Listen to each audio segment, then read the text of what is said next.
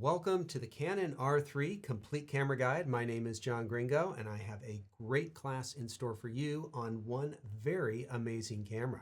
The R3 is unlike any previous digital camera that Canon has ever brought out. They've taken a little bit of their 1D series of cameras, they've mixed it with their R5 series of cameras, and they've come up with a camera that is, well, frankly, a lot of fun to shoot with if you ask me. It is also one of the most complex cameras that has the longest menu of any camera I have ever seen in my life. It has taken me a long time to go through everything to really figure out how this camera works, and that's what I want to share with you in this class. What we're going to be doing in here is going through virtually everything this camera does. I've designed a class that really takes you through all the steps of what this camera can do, divided into nice, even sections. We're going to start off with just a little bit of basic introduction, just in case somebody's jumped up to a new, more advanced camera. We're going to take care of the most important things at first, like exposure controls, and there's a lot of things to talk about in here. And then probably the biggest, most important section in this class is on focus controls. There is a lot going on and a lot of very interesting things. The drive settings are also very important, very unique in how they work in this particular camera. We'll then take a tour of the camera, looking at all the buttons and dials that we haven't talked about so far. We'll take a closer look at the viewfinder and monitor options, things that you can turn on and off in there. We'll take a quick tour of the quick menu, which is the quick important settings from the menu. We're going to take a special section and talk about all the movie shooting options on this camera, some tips and advice in there. We'll then look at all the camera connections, things that you can plug in and hook up to the camera. We'll take a brief tour through some of the available lenses and things that you want to know about lenses. And then the next several sections are going to be very detailed. We're going to be going through the menu system in its entirety, one item by one item in there, till we get through all of the items. And then finally, we're going to end up with what I call the field setup guide, which is tips and advice on how I would set the camera up for going out and shooting different types of real world events. Now, along with this class is a PDF, and this PDF has a number of things in it. As you know, I do a lot of visuals in my class, and some of those visuals are in here so you don't have to take notes yourself. And we also have the entire menu setting in here. All the menu recommendations in my class and all the menu options in the camera are laid out on a few sheets of paper. Now, as I say, this is one of the most complicated cameras I've ever used. And back in the old days when I started doing these classes, I'd put the entire menu on one sheet of paper, and that doesn't work anymore. It's on 3 sheets. It doesn't completely fill 3 sheets, but it's on 3 sheets of paper so that you can break down and see what is in the menu. You can quickly scan and find those things. You can have my recommendations, or you can just have a blank sheet of the menu so that you can put in your own notes and your own recommendations. And so this can be handy information to print out and have along with you when you are watching the class or for shooting in the field later on. And so I think this is going to be a great class for anyone who really wants to master this camera and really get to know it, because we are going to dive in very, very deeply on this. Now, as we go through this class, we're going to be talking about certain physical controls on the outside, and I'm going to be making references to things that we change in the menu. And so I'm going to be kind of telling you where to change things in the menu, but we're not actually talking about the menu at that time. And if you want to jump ahead, and I know some of you like to jump ahead and make that change right there where we're talking about that particular section, I'm going to give you this menu reference box, and that'll tell you where to go in the menu to make that change that I am talking about. Now, later on in the class, I might be referencing something we talked about earlier on, where we talked about that concept in a little bit more fuller detail. Generally speaking, I only really explain something once, and that is usually the first time through. There are some exceptions, but I may be giving you references either forward or backward in the class where to find more information. All right, so the class that you are about to watch here is really focused on the Canon EOS R3 camera.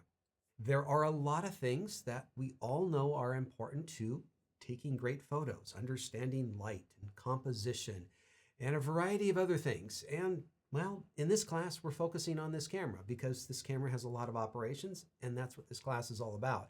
And so we're going to really concentrate on what you can do specifically with this camera. My kind of bent on photography is I like to know how to do things manually. I like to know how to do them automatically, and sometimes I use that, but if I want to replicate things, I want to know how they work manually. And that's what I want to teach you, is how to set this camera up manually to do what you want. And then if you want to put it in automatic, that's fine. Feel free to do that.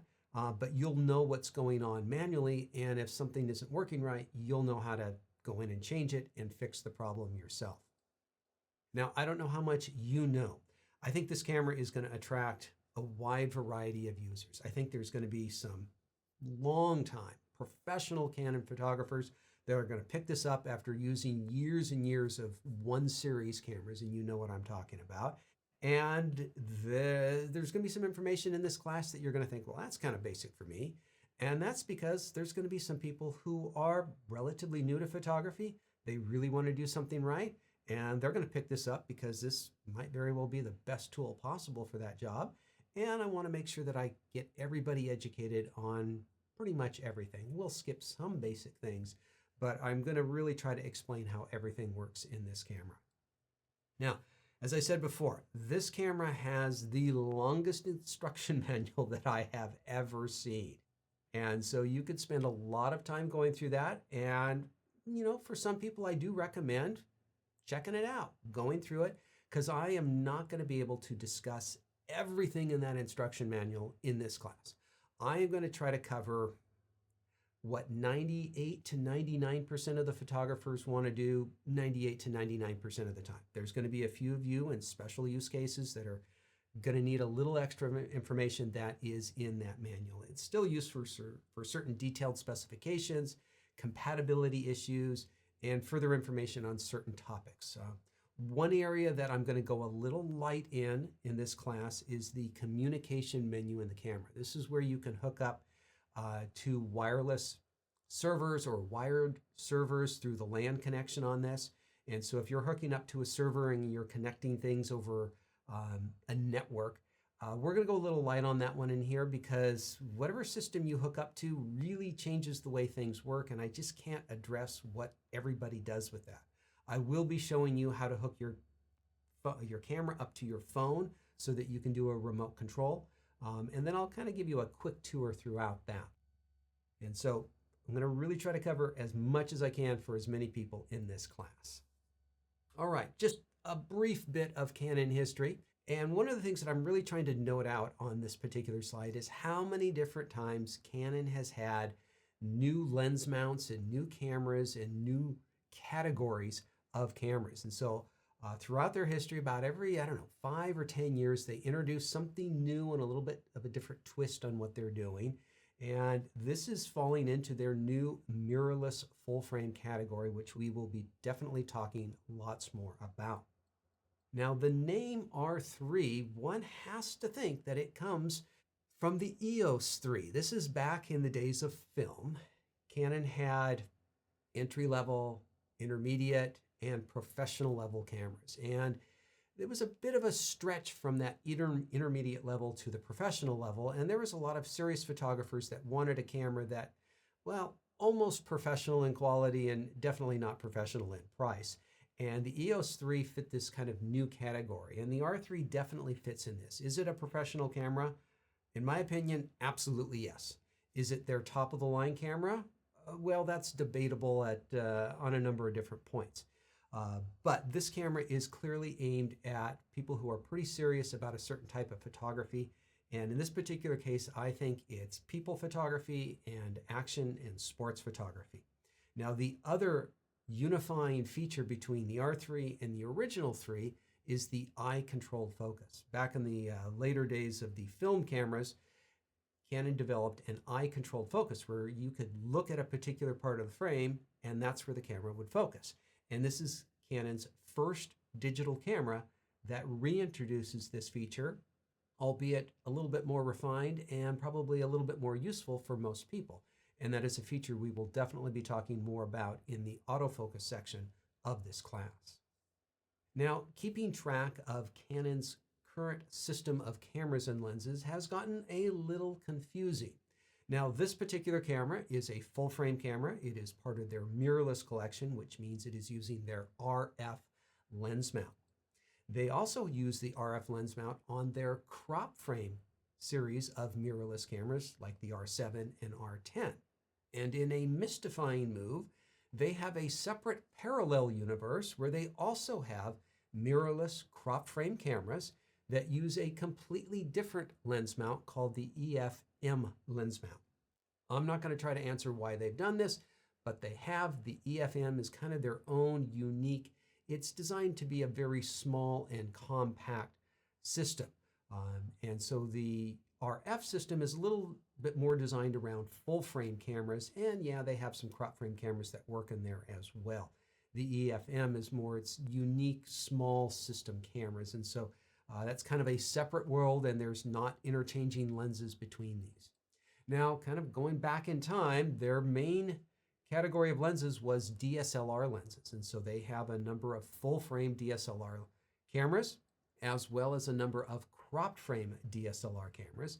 And those lenses from the DSLR cameras can be used on this camera with the correct adapter. We'll talk more about that in the lens section. So for this camera and the RF mount cameras in general, you can use the RF lenses. They do have some special RFS lenses that you probably don't want to use on here. Technically, they will mount and you can take photos, but you're probably not going to want to do that. We'll talk more about that in the lens section. And then once again, in this parallel universe, there are EFM lenses, which are designed for the EFM mount, and they're kind of a thing unto themselves, and they're not going to work on this particular camera. All right, let's talk about the care and handling of this camera. First off, like all cameras, there's a lot of warnings. There's always dire warnings about dirt and water and dust and so forth, and you do need to take some reasonable precautions. More on weather resistance in just a moment. Using only specified power sources. This is a really expensive camera. I think no matter what your budget is on cameras, this is still a pretty expensive camera. And I don't know that buying cheap batteries is the best way to save money. There are some out there that may technically work, and they do from what I've seen, but they just don't have the quality that Canon does. They may not last as long in the number of recharges or on each specific charge. And so personally, I would really recommend that that's probably not the best way to save money in buying cheap batteries. There's always one goofy caution in there. I thought keeping this out of reach of young children seemed like reasonable advice. I'm not sure this is quite the right camera for your 10-year-old to learn on. It would be a great one. I would have loved it when I was 10, but I'm not sure that all 10-year-olds would take the proper care of this particular camera. Now, the construction on this camera, it uses what they call a professional grade magnesium alloy body. Most of the cameras these days are using the magnesium alloy body. It's very good, it's tough, rugged, and it's lightweight. The professional grade means that they are making it in the quality level that their 1D series of cameras, which is a very encouraging feeling that you're going to be getting really top quality construction here. Now, specifically on that weather sealing, it is dust and weather resistant. Don't go underwater with it. Is it going to handle a big splash of water? I don't know. Possibly, probably, depends on a number of factors. It does have the same weather sealing as those 1D series of cameras, which is excellent. However, you need to have everything closed on the camera. So the memory card door, the ports on the side, and this little rubber gasket on the top of the camera that slides off here. And I know everyone's going to lose. Canon's going to make a ton of money selling extra ones of these. And so if you really want to have this weather sealed, you'll want to have that on the top of the camera. So if you are working out in rainy conditions, make sure you've got one of those or an extra one of those so that you can really keep your camera protected. Now the shutter life on this, well, it's as good as I have ever seen. It's a 500,000 cycle shutter rating on this, which means that's how many times you can fire the shutter, and it's expected to last. And I expect your camera to last quite a bit longer than that because the electronic shutter on here does not use the physical shutter, and I think a lot of people are going to be using the electronic shutter on here because it is just so darn good. I've done some very interesting tests to show the distortion that you get with electronic shutters, which is kind of the big issue right now, is reducing that distortion. And I've got some very telling results that we're going to be looking at in the drive setting in this particular class. All right, let's make sure your camera and my camera is ready for today's class. You're going to want to have a battery in. It takes about 2 hours and 50 minutes to charge it. And they do say that you're going to get about 500 to 800 shots on that battery. Just a kind of a real quick side note, I took the camera out and I was shooting an event over the course of several hours. And I shot through 2,500 shots and the battery was down 36% in power. So it used 1/3 of its power to do 2,500 shots. But officially, the camera is rated at shooting somewhere between 440 and 860 shots. And the reason that there is such a vast difference between my real world experience and what is technically stated in the specifications is because when they test the camera, they have a certain parameter testing, which is something along the lines of press halfway down on the shutter release, meter, wait 5 seconds, press all the way down, take a photo, release, wait 10 seconds, and then repeat that process again and again. And when I was out there shooting, I had the camera on and I was pressing down, shooting a burst of 10 or 20 images, and then stopping, then focusing, and then repeating that cycle over and over again. So if you are shooting sports and rapid action, that 500 to 800 shots, you're going to get way more than that. Really depends on how you shoot. All right, you'll need a lens on the camera. You'll need a memory card. You can use 2 different memory cards in here, so either one you have is going to work to just get you out there. The on switch on the back of the camera, flipping that on. And if you want kind of full, simple automation, make sure your lens is in autofocus. Most lenses, but not all lenses, will have an autofocus and manual focus switch on it. So just make sure that that is in the autofocus position. And then pressing down on the mode button and getting it over to the program mode, and then pressing down on the shutter release. So let's make sure that my camera is set up here. And so let's go ahead and we'll flip it on here in the back. And this lined up just a little bit here. And I'm going to press down on the mode button on the top, and I can adjust my settings here. And I'm going to go ahead and set it to P, press the set button there. And let's make sure my lens is in autofocus. It is over here on the side. And so now I can just simply press down on the shutter release button and take a photo. And there we go. Now my camera looks like it was in the electronic shutter, which is why it did not make any sound when I did that. And we're going to address that here in just a slide or two. All right, firmware check. So all cameras, including this one, have firmware, which is the software that runs the operation of the camera. And currently I am doing this class with version 1.2.0, which means they've made a few little changes and a few modest changes as well in the operation of the camera. And what these firmware updates do is they can do typically 4 different things. They fix little bugs, they improve performance, they might enhance the compatibility with flashes, lenses, or other devices that they come up with. And sometimes they give you new features that you didn't have originally. And so there's been a few new things that they've added into this camera that people who bought it on day one didn't get, but everybody can get by downloading the new firmware. What you do is you go to Canon's website, you look up their downloads for the R3, you download the firmware for this camera, you put it on a memory card, put the memory card in the camera, come to setup menu number 6, go into the firmware, the camera will recognize that there is firmware on the card. A little key tip here, make sure that your memory card is formatted before you put the firmware on it so that there are no other photos, nothing else on that card. And so then when you go into setup menu number 6, you can update the camera's firmware. It takes a few minutes, 3, 4, 5 minutes, depending on how big of update it is.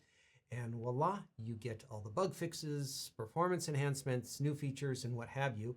And this is something that you're likely to see somewhat frequently with a high-end camera like this. They really want to address the performance of the camera and the features. They want to keep it as competitive as possible.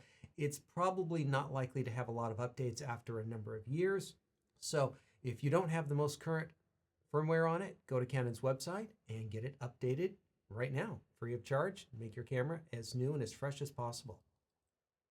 Now, I've been playing around with my camera, getting it ready for today's class. There's a good chance you've been playing around with your camera since you've had it, because, well, it just begs you to do that sort of stuff. And what I'm going to do, but you don't have to do, is I am going to reset my camera back to the factory default settings.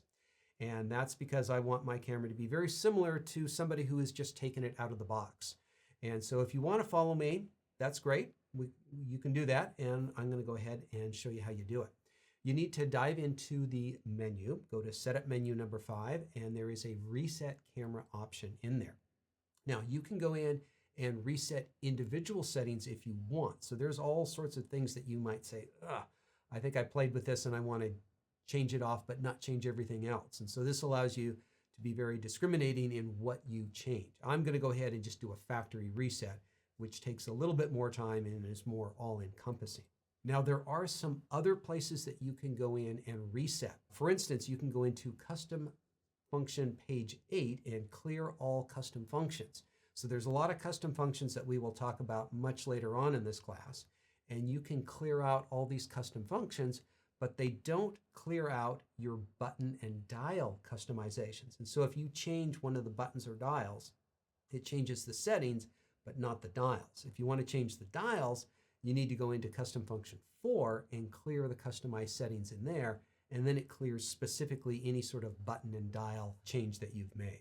So let's go ahead and change this camera and reset it back to its factory default settings. So we're going to go ahead and press the menu button here, and I'm going to dial over to Setup menu number 5 and press Reset.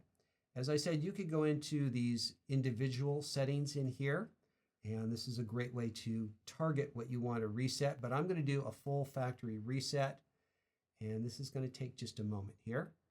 So it's going to go through and clear all these settings. I'm going to need to go ahead and set the clock up and get all that done. I'll do that off camera so you don't have to waste your time watching me do that. But as you can see, this does take a little bit of time for this to do. This is normal. I've done this a few times just to practice this. Screen goes dark there, and now we're back here. I'm going to go ahead and get this set up for the next section, and then we'll be ready to go, and you can do the same if you want. All right, there you go, folks. That's our quick introduction to this class. All the good stuff is here to follow. Get ready for a big class because this is going to have a lot of great stuff in it. See you there.